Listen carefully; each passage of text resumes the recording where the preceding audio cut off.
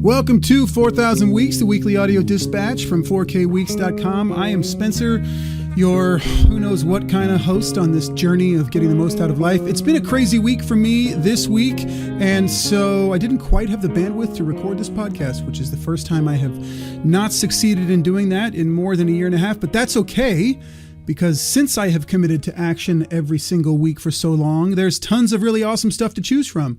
And so this week, we go back a year to week 31 of the year 2024, and you can listen to a lot of really interesting stuff. Specifically, I actually loved re-listening to the discussion about Tim Ferriss and Arnold Schwarzenegger and where he got his confidence from. So away we go into the time machine 1 year previous to today. Welcome to 4,000 Weeks, the weekly audio dispatch from 4kweeks.com. I am so glad that you are here. It is week 31 of the year 2024. And I'm going to say this at the top of the podcast. I hate to say this. I do not like playing all of these other people's games. But I do think that this podcast is valuable and important, or I would not be doing it. And so if you're listening and you like it, if you would mind just stopping and rating and reviewing it, smash that subscribe button. It's so dumb, but apparently the algorithms rule a good portion of our world. And so that's how you tell the algorithm that you like this podcast. And that's how it gets out to more people. So thanks. I appreciate it. Oh, man. This week in the subject line, I wrote, Olympians act like Olympians when no one is watching. You know, the email is a little bit different than the podcast, and the podcast is a little bit different than the email.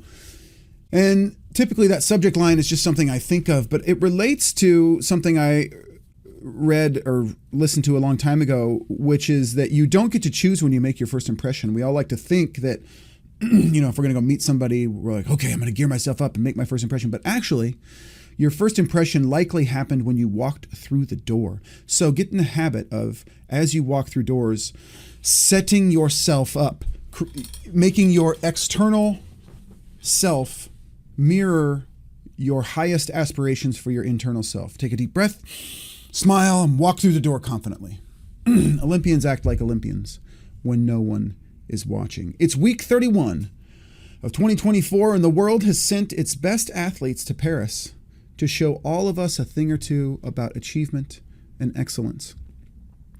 And as I was watching a few YouTube videos trying to find the special link up at the top of the email newsletter this week, I was wondering, why do I get butterflies in my stomach when I'm watching sprinters get into the starting blocks, or skateboarders get ready to do their tricks, or pole vaulters get ready to, all of it. I mean, they're thousands of miles away, coming to me through the ether as particles on a TV screen. Empathy, man. I'm going to give you the setup to the dad joke of the week real quick, and then we'll get into the rest of the email. Did you hear about the fire at the shoe factory? We'll get to the punchline at the end. 2 things about the Olympics.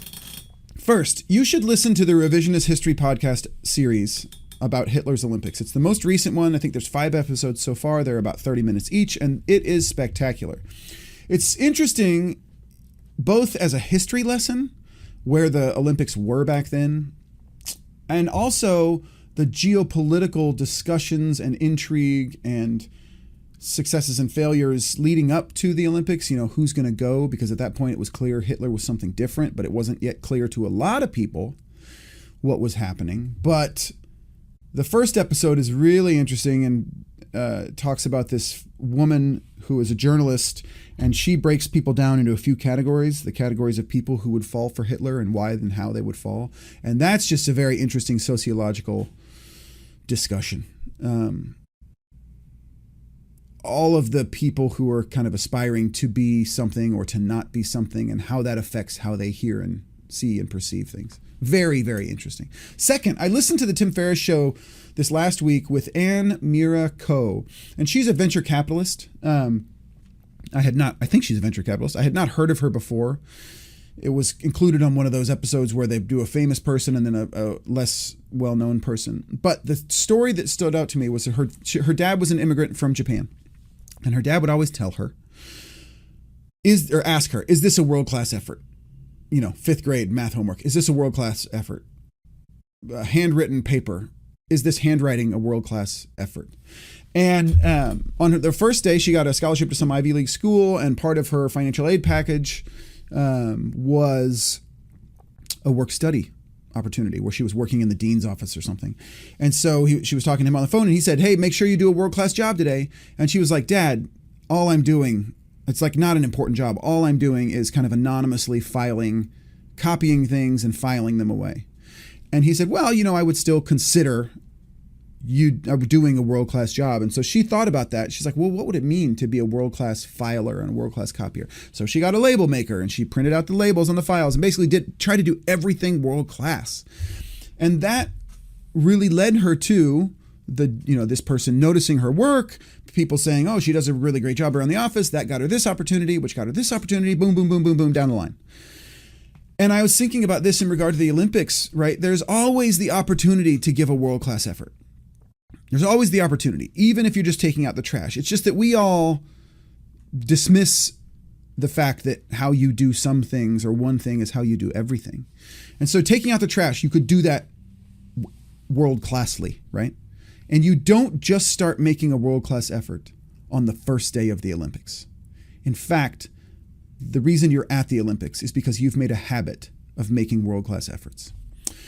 So I hope you enjoyed the podcast this week. We're going to move right on to Remarkable Weeks. Week 31 of 1972, Carl Bernstein and Bob Woodward had their first article on the Watergate scandal published in the Washington Post. This ultimately led to the resignation of then President Richard Nixon and was considered maybe the single greatest reporting effort of all time. Still is considered that, I believe, or at least in the top 5. They were, respectively, 1,485 weeks and 1,531 weeks, both right about 28, 29 years old, which is also staggering. Very, very young people. Young people change the world. The first time I heard of Woodward and Bernstein was in the movie Fletch, where the chief says, you're not going to be some penny ante Woodward and Bernstein. And so then I was like, well, what's that? And that's how I figured out what that meant. The movie Fletch. Should check it out. It's one of my favorites. Week 31 of 2012, Michael Phelps became the most decorated Olympian in history by winning his 19th career Olympic medal and 15th gold as part of the American 4x200 meter freestyle relay team in London. He was 1,413 weeks old, or 27.10 years. And you're not going to be Michael Phelps. You don't have size 45 feet, almost like flippers, a long frame. He was genetically designed to win gold if he did the work. And I think the interesting part about this, I talk to my kids about this all the time, you got to get your reps in. So, most people win 1 or 2 golds if they win a gold medal, right? Most people don't win a whole bunch of gold medals, but in the winning of the gold is the final execution of all the repetitions that have been made to that moment. And I think, if every time you take a jump shot when you're practicing, you are trying to put yourself in the clutch situation in your mind. Your mind is in the dark. It's quiet and dark in your mind. It's sensory input that creates those neurons firing in your brain, but you can fire those neurons with your imagination. And so you can get your reps in so that when the clutch moment happens, you perform, because you have run that habit loop in your brain so many times. And in fact, Michael Phelps, I don't know if you know this, his coach would tell him every night at the end of practice, all right, go home, go to bed, run the videotape. And the videotape is literally a second-by-second imagination of the race, from climbing up onto the blocks to hearing the starting sound to diving in stroke by stroke, second by second. He would run through this in his mind, visualizing it as if he were really there. And you can't tell me that doesn't have a huge effect. So get your reps in at whatever you want to be good at. Week 31 of 2022, Volodymyr Zelensky urged compulsory evacuation of citizens from the eastern Donetsk region due to intense combat. He was formerly an actor and comedian who played the role of president of Ukraine in a TV show that he produced and wrote and acted in, which is insane. And then after that, he announced his candidacy for presidency. That show ran for a while. It was one of the most popular shows, I think, in that part of the country. Everyone saw him as the president of Ukraine, and then he ran for and won the presidency. Also, I don't think it's that special to be CEO of a large company or president. I think probably 60 to 70% of human beings in the modern world could do that. An argument against the huge pay gap, 450 times the lowest paid employee for CEOs in the United States. Anyway, soapbox stepped down from. This week's quote is from Lao Tzu. A lot of good quotes coming from him, that person. I don't even, it's not even a person anymore, just like a voice from history, so commonly quoted. Anyway, here we go. Read it twice. He who conquers others is strong. He who conquers himself is mighty. He who conquers others is strong. He who conquers himself is mighty. Okay, strength. Wow, strength. So many things to say about strength. I'm going to start here. Things are really tough for young men in a lot of parts of the United States, and I think the Western world at large right now. And I know that seems like a weird thing to say since men still mostly rule the world. But it is true, and there is ample evidence to support it. And in the email, I link to the TED Talk of Richard Reeves. You can Google that if you want. Richard Reeves wrote Of Boys and Men, and it is a book that basically dissects the areas in which young boys are falling short in a post-Title IX world. And if you don't know what Title IX is, it's the, I think it was in the 70s.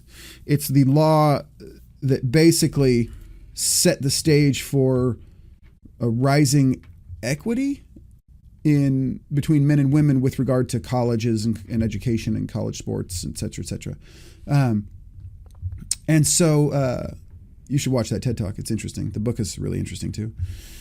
But the reason I mentioned that, and hopefully you'll just give me that fact and not debate me on it, because the reason I mentioned that is this. When a whole bunch of one group are disaffected, you can bet that people will start feeding them content, that's in quotes in the email, content, that feasts on and amplifies that discontent. Like there is a lot of money to be made producing content for people who are pissed off or disaffected. Because engagement is better when people are mad. When people are happy and they like things, they don't engage nearly as much as when people are outraged or upset. So there's a lot of money to be made. And this is why there's so much content, again in quotes, focused on the he who conquers others is strong part of this quote and masculine strength, right? Do you understand? Like it's easy to make content about masculine toughness and testosterone fueled strength, right?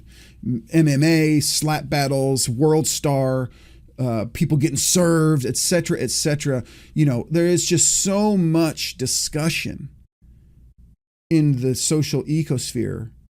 Ecosphere? Is that the right word? Of the first part of this quote. He who conquers others is strong. I mean, never mind. I'm not going to get into the politics of it. That is out there. It is being force-fed to young men.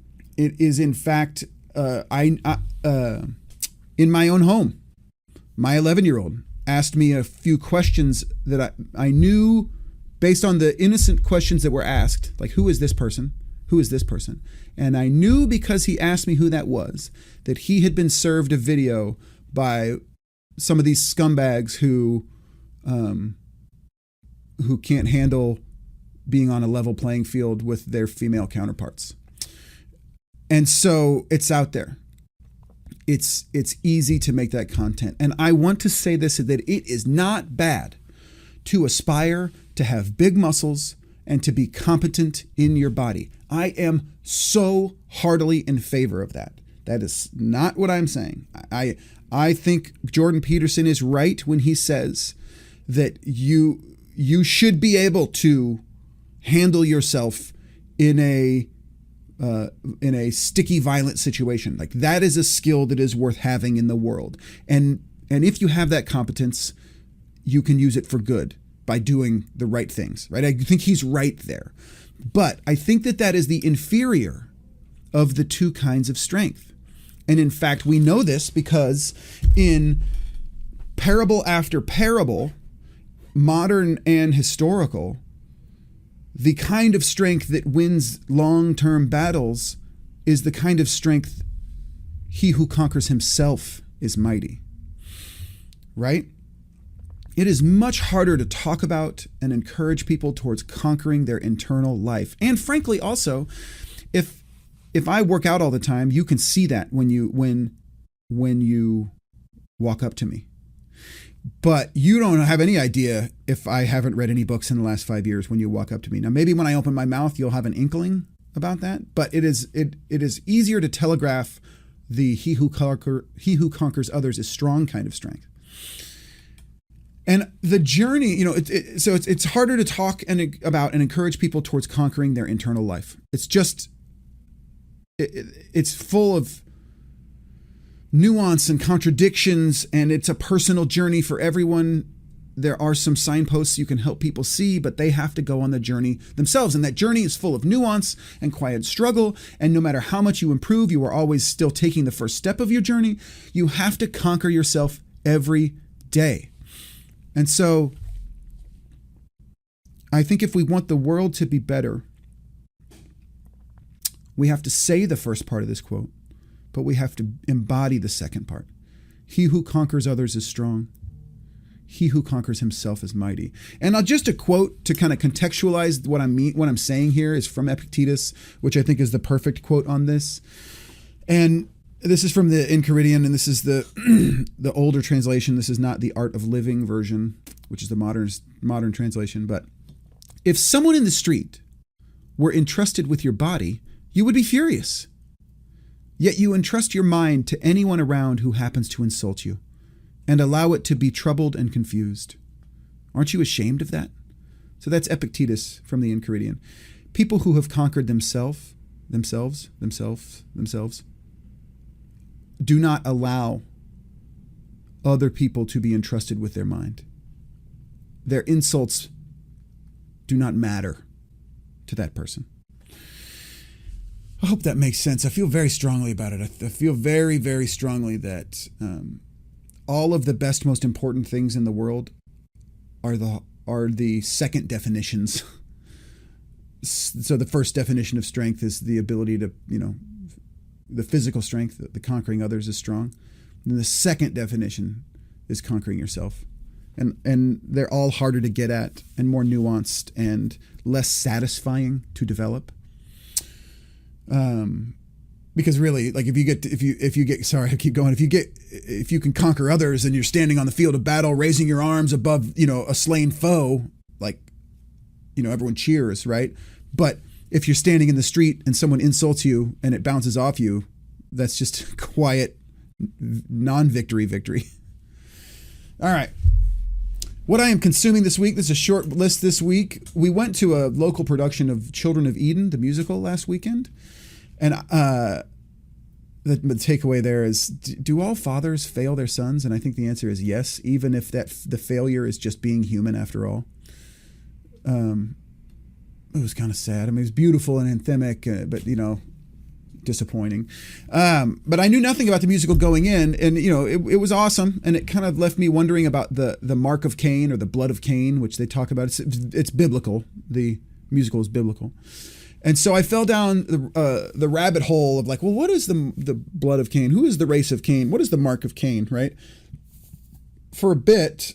And that led me to rediscover a book that I loved when I was in my early 20s, because I was pretty sure this was discussed in the book. And the book is Ishmael by Daniel Quinn. And if you haven't read this book, you should read it. It is, I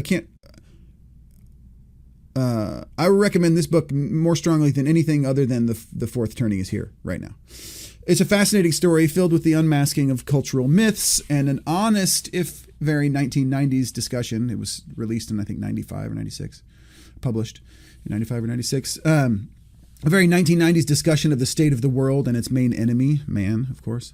And I'll just leave this little quote. It's kind of I think this is on the back cover. Quote, "Teacher seeks pupil, must have an earnest desire to save the world, inquire in person," end quote. So it's a really fun and interesting read. It's a book that rarely combines a fictional story in a very interesting way with a whole bunch of real talk about where we are as humans. Number 2, Moulin Rouge. We went to see the traveling show of Moulin Rouge. It was a feast for the eyes and ears. Racier than I imagined it would be. I didn't really know much about Moulin Rouge, although we have seen Moulin Rouge, the building. We didn't go in Paris. But I will say this, the actors, sometimes you're confronted with a performance that is just spectacular. The actors who played Christian, which is the main male role, and Harold, which is the second main male role. Harold is the kind of the MC of the Moulin Rouge, and Christian is the hero. They were so good, spectacular. I mean, goosebumps on a couple of the notes. So good. So it's the traveling show. You can Google it. Christian Douglas is the name of the actor who played Christian, same name. And then Robert Petikoff is the guy who played Harold, if you're interested. So good. So good. Okay, we're getting there, 20 minutes. What I am thinking about this week, vision. I'm thinking about what it means to have a vision. I think last week I put a link into the social links, of which there are none this week, of Trevor Noah interviewing Oprah Winfrey. And he says, you've been around all these successful people. What is it that differentiates these successful people from less successful people? And she said, all of these people who have gotten somewhere spectacular knew where they wanted to go first. And so all of the meat of this email kind of pops out of my brain each week. And most of the time it's an extension of the personal struggles that I have been swishing around in my brain. I don't know about you, but my brain, for better or worse, is just constantly going. I carry note cards in my pocket so that I can just write things down as they occur to me and then file them away for later. Like, for example, sitting on my desk is a stack of note cards right here to file on Monday. And this one right here it's a quote from Maria Popova on the 3 Books podcast with Neil Pasricha. And the quote is, "The importance of modeling possibility in culture. People see you do it, and then now it's possible." And so she was talking about not having ad revenue on her site. And so, that's how I kind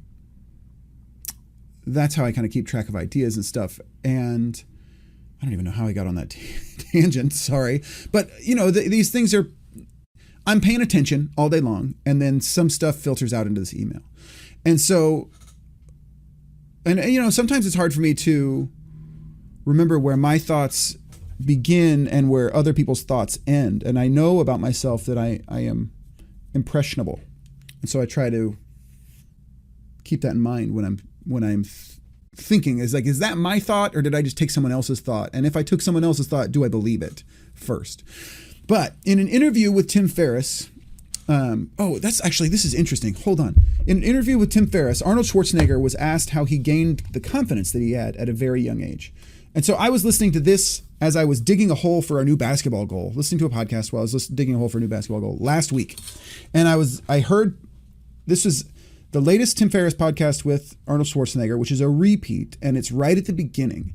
And Tim Ferriss asked, Arnold Schwarzenegger won the Mr. Europe bodybuilding contest at 19. Tim Ferriss was like, just looking at the photos of everyone's faces, it would have been clear that you were going to win because of the confidence on your face. And so he said this, and what's interesting here is I noticed this as I was going through my cards this week. So I heard this podcast, and I thought I had heard it before. I heard this podcast a week ago, and then I found a note card in my file folder of note cards from 10/20/2022, so from October 20th, 2022, that has this exact quote on it that I had heard again. So clearly this is something I've been thinking about for a while. And so Arnold Schwarzenegger says this, because remember, what I'm thinking about this week is vision. I'm providing a whole bunch of background context right now, but vision is the important part. And Schwarzenegger says this, "My confidence..." I had to stop myself from doing it in an Arnold Schwarzenegger accent. "My confidence always came from my vision. If you have a very clear vision of where you want to go, then the rest is much easier because you know why you have to And then he lists a whole bunch of things. Do the squats, do the bench press, do all this stuff. You know why you have to do it. Back into the quote. It's not like, oh my God, I have to do another 200 sit-ups. It's more like, I can't wait to do another 200 sit-ups because those 200 sit-ups will get me one step closer to the abs that I need to win the competition, which is my goal. And he goes on to talk about vision, but that's the meat of the quote right there. And I have been thinking about this quote a lot this week because it takes a whole bunch of courage to have a vision. Because remember, when you choose to have a vision, you are kind of by definition excluding a whole bunch of other possibilities. And you're also potentially setting yourself up for disappointment because failure is inevitable at some point. But before you have the vision, before you can have the courage that you need to hold on to that vision, you have to have clarity. And clarity is in short supply with me right now. And that's okay. Because I think it's okay because I know that I have enough courage to stand here and wait until the vision is clear. And personally, I'm talking about the vision for the next 5 years. What am I going to be focusing on for the next 5 years with this brand, with my other pursuits, with our other investments, with the sculpture studio, which is my love, with my family, right? I have kids who are in the middle I have kids who are at the beginning of the most change in any 5-year period in their entire lives. I have a front row seat to 2 people becoming adult humans for the next 5 years. And then they're going to be out on their own. And so what do I want to do with the next 5 years with regard to my role as father? Both what do I owe to them, and both for me, like, what do I want? I want to enjoy it, right? I don't want to 5 years from now be like, oh crap, I missed it. And so all of these things are swirling around in my head. And I think it's important for me to have a clear vision of how this jigsaw puzzle of my life fits together. And so I've just kind of been sitting and holding this uncomfortable disorganization, this uncomfortable chaos that I'm like ready for it not to be chaos and ready to be like, okay, here's the vision. I can write a 1-pager. I can write a paragraph that's like, this is what I'm focused on. And that's what I want, but I don't have it yet. And I've been wondering about you all too. Do you have a very clear vision of how the next 5 years will go for you? And if you don't have that vision, is it the courage that you are lacking? Or is it the clarity? I would love to know that. I would love, sometimes just the way other people are conceptualizing something helps you conceptualize it. Like, it's easier to have a thought about something if someone brings it into the world. And so, yeah, shoot me an email. It's spencer@4kweeks.com if you feel compelled to answer that. And I think just as some context for that, I think that most of us have enough courage once we need to have it.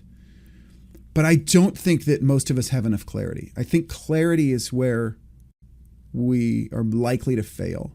And we need to get clear on what we want so that the forces of the universe can rise up to meet us, right? I think, I know that you've had this experience where you in a small way or a big way, where you kind of set your mind about something and then it's a little bit hard at the beginning, but then it kind of feels like the road gets easier and things start to rhyme a little bit and the universe is like pushing the road up to meet your feet. I know you've had that feeling in big ways or little ways.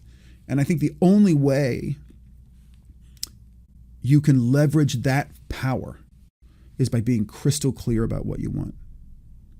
And I know that's where I am right now, and maybe knowing that I am in this fuzzy, morning fog period, maybe knowing that is exactly the step I need to be on right now, or maybe not. It's not super clear, but I'm swishing it around in my brain and hoping that a vision comes out.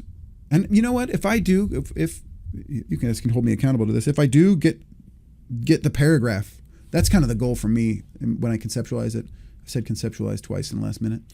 The goal for me is to be able to write a paragraph that's like, this is what I'm doing. And then when confronted with a decision, point back to the paragraph, like, well, what did this say? Okay, yes, we should do this thing, or no, we shouldn't. All right, that's what I'm thinking about this week. Hey, if you have a question or a topic that you would want me to address, please let me know. Please send me a note about that. And in fact, someone, who was it? I can't, let me see if I can find it real quick. Cause someone sent me a note saying they were, and I'd want to mention her name if I can, saying that they were new around here. And if you are patient with me, I am going to find it real quick here in just a second. I am stalling right now. I am stalling. And it was Miriam. Yep. Miriam sent me a note and she said, "Hi, I'm new around here. If you haven't already, please tell us if you believe in free will or if you are a determinist." So that's an interesting question. I'm going to answer it here real quick, and then I'll finish off with the dad joke of the week. I'm neither.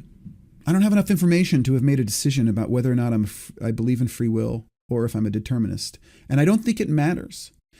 Because, I'll butcher this, but the Stoics felt like things were preordained, and yet it was still incumbent upon us to try. And that's kind of how I feel about it. That I think default, I want to believe in free will, but also one of my best friends says regularly, "Oh, so you believe in free will? Like you think you chose this?" And he'll say that in jest, but also seriously. And I don't think it matters because I find joy in the struggle most times. All the things I like doing come at the end of some personal effort. And if it was all predetermined, then that effort would be meaningless. And I enjoy the effort.